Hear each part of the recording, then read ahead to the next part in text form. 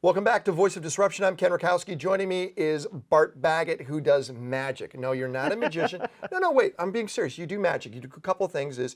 One thing you do really well is you're able to look at somebody's handwriting and understand certain things about them. What's that called? It's called Handwriting Analysis. Okay, it's got a simple name, Handwriting Analysis. Yes. Why would you ever want to know how to do that? The benefits are I can see people's unconscious mind from a sample of paper. That's it. So if you're single and you're talking to a girl, you know if she's crazy. You know if she hates men. You know if her father, you know if her self-esteem. Well, the other way around. If a woman wants to know about a man, you can do the same thing. And every person I've ever hired, I've been able to sort through applications and see this guy's not dependable, this guy is. So the benefits, like a personality test, Myers-Briggs, MMPI. So the benefits are, hey, if you could understand somebody without spending hours with them, would that be useful? The question is, a lot of people just don't believe it because there's a lot of bad books on it. But it's very useful, and it has served me well, as you'll talk about, as it's developed as a brand, because it's something unique. It's a unique sort of special sauce I have that nobody else has in the self-help industry. No, let's go back to first the handwriting side, okay? Is there certain things that we could unchange once we realize that it does position us to be, I'm going to say, maybe not loyal, or doesn't make us look as a good person, maybe the way we cross our T's or dot our I's? You know, it's funny you ask that. One of the most common questions we get from traveling is, would you just help me change my signature? Because they don't really want to change themselves. They just want to change the way the world perceives them. Makes sense. But it doesn't really have long-lasting change. So yeah, if you underline your name, if you slant up to the right, that means you're optimistic. I mean, it's a lot of traits of successful people, like high self-esteem, enthusiasm, optimism. All that stuff is in handwriting. And the reason I so love this science is when I was 14, I met a guy named Dr. Ray Walker. He analyzed my handwriting. He said, Bart, you have a low self-esteem, you're stubborn, you're sarcastic, and I was like, well, that's all true. Right. And so he said, here's how you change your self-esteem. And he did some hypnosis with me, and he said, if you raise your T-bar, it'll change your self-esteem, which sounded like total crap to me. Still sounds crazy to me. Right. But I did it, and I literally noticed at 14, 15 years old, I was like talking to the prettiest girls, making A's, thinking I was going to be famous, and it all became because I changed my belief system through a neural pathway, which then in 1980s was crazy. But if you look at the neuroscience now, changing neural pathway, thought process, repetition, everyone's like, oh yeah, everyone knows that. But the handwriting is still a missing component. Could your industry, this handwriting analysis, be taken over by a computer? There's a lot of close computers, but it's not a subjective science, so it's close. Like, we created a self-test online called Handwriting Wizard almost 15 years ago. We've had like 400,000 people go through it. So I can't repeat the I like the interpretation, but once that gets into the system, the T-bar can do that. Okay. So it still takes some stacking, but it's not intuitive. That's the thing. It's not psyche, it's not intuitive. But it allowed you to realize your deficiencies or the things you need to improve. Did your signature and handwriting change as you changed? Yeah. No, I intentionally changed it. I wanted to write like a millionaire. I wanted to think like a millionaire. But you didn't say, I'm going to write like a millionaire, therefore I will become one. It was the other way around. You changed you, which along the way your signature No, because I learned it so young, I actually changed my writing based on that. But can you see somebody's patterns as they change through life? Will the writing change? I did a seminar 15 years ago, and this girl had, long story short, but basically I did some like instant NLP hypnotherapy, and her slant went from here to there within like the lunch break.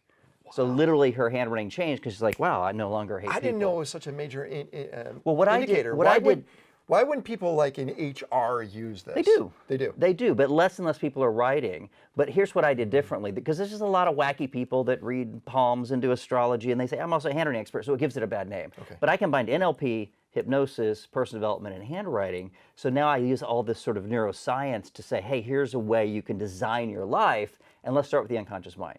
Because most people don't need a better strategy. They need to get out of their own way. Got it. They need to change their self-esteem, their belief systems, and then they start finding opportunities. Because of this unique talent you have, which you learned, it's gotten you to be on TV and radio and media all over the world. Yeah, very interesting. And you needed something that was unique. But it's funny, the first time I talked to a TV producer or radio producer, like, hey, that would never work on radio because they need to see the handwriting.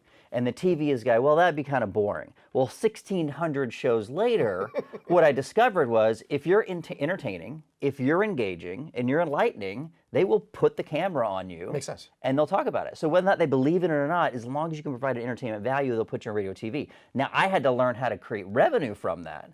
So you create entertainment, education, and say, hey, if you want to learn this too, call the 800 number or come to the website. So you started with a talent. which got you access and presence. And from there, you learn to generate a revenue path from it. So it's kind of like a funnel. Yeah, it's a funnel. And it's interesting about, since this is about disruption, what I did in that industry and later in 2 other industries is I took skill sets and strategies from different industries and then applied them to that. Like no one had ever taken entertainment, radio, comedy and applied it to handwriting or self-improvement. So I did tons of radio shows. And then later when we started an agency for expert witnesses, we took sales letters, call to actions, AdWords back in 2003. No one was doing that and applied it to a certain industry and we just dominated the competition. Again, it sounds like a funnel.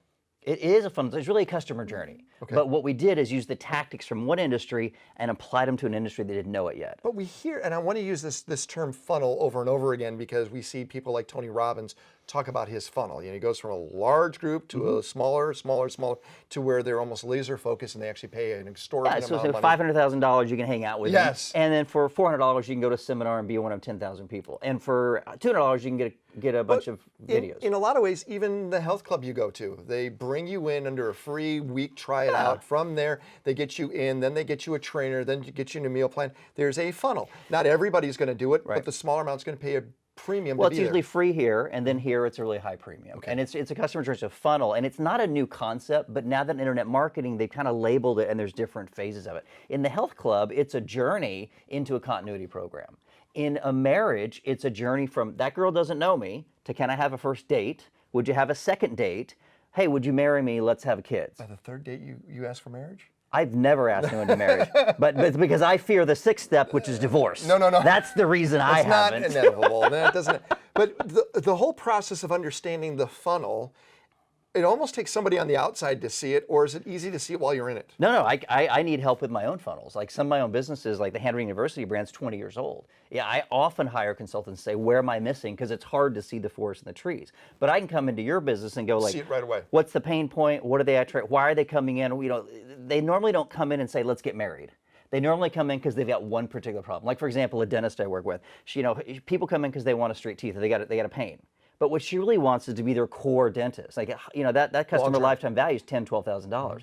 But they'll come in because of an ad for Invisalign or a crooked tooth. So that pain point is the beginning of the relationship down into, you're my primary physician. So with somebody that's watching this right now and they want to try to figure out what their funnel is, what are certain steps you have to go through to actually start deciding and figuring out what that is? Well, do you look at the end? Yeah, well, I always start with the core product. Okay. Like, what is the core product? Like, do you want to be my life coach for $5,000? Do you want to buy a car? Do you want to buy, whatever the core product is? And then you say, what are the 4 or 5 pain points that people would Google, would search, that would then lead them to that? Okay. And if this pain point doesn't lead to that, then we don't want to market that pain point. Because it's got to be a smaller problem. Like I wrote a book called How to Write a Book in 9.5 Hours. And all it was saying, hey, here's a free book to solve a little problem. But if you have that problem, like how to make your Facebook ads better, then you're probably a prospect for this bigger thing. So if somebody has, how to fix back pain, for example. If you had a short book on how to fix back pain, that would lead them to a chiropractic appointment. Do you ever look at yourself going, wow, I am one person, I'm doing 20 different things? I've got 3 official companies and I get spread out. But you understand what I'm saying, right? Yeah. I look at you as somebody that's just masterful at doing so many things, and when you capitalize them, you do real well. Let's talk about the micro chapters. Micro chapters. Very interesting, where you actually used a chapter in a book that's only a few pages long, not a whole book, and you marketed that on Amazon, utilized a way to make that #1, and you could say, hey, I have a #1 book on Amazon. Do people do this? You did it. Yeah, I've done it, and I really encourage all my clients, especially if they're experts in anything, to take one chapter, which is normally one problem. Like I wrote a 440-page book. I will never do that again. Now I love the book, I'm proud of it, but I would take 1 or 2 chapters and say, here I'm going to solve this problem. Okay. How to get a date tonight, how to lose 15 pounds, how to get over your back pain, some little specific problem that you can authentically solve in 30, 40, 50 pages. Makes sense. So I call it a micro book, and there's actually a section now on Amazon for micro books. There really wasn't 5 years ago. Then you've got this, and you pay somebody, a real cover designer. It looks like a book. Right. What's crazy is people think books are gone. Bookstores are gone, but we're selling more books and downloading more books. We get 50% opt-in rates when we say, hey, download this book for free. 50%. And everything else, videos, PDFs, they get 10, 12%. So even if they never consume it, they've begun the relationship with you, and you have the authority of written a book. So a book is part of that lead gen that creates that lead that turns it into something more than just downloading a book. Yeah, not only is it a great lead gen, but it establishes you as the authority. The reason I'm constantly on CNN is because they go, this is the guy. And they say, this is the guy, because he's already been. So it's sort of like because of all the publicity. And I charge 3 times more in that industry than anybody else does. Because you're the guy. Because I'm the guy. But how do you get to be the guy? Part of that, establish yourself as the credible source. A short book's the easiest way to do that. And where you're at right now is you said it's actually better to go off outside to bring somebody in to see where your funnel is.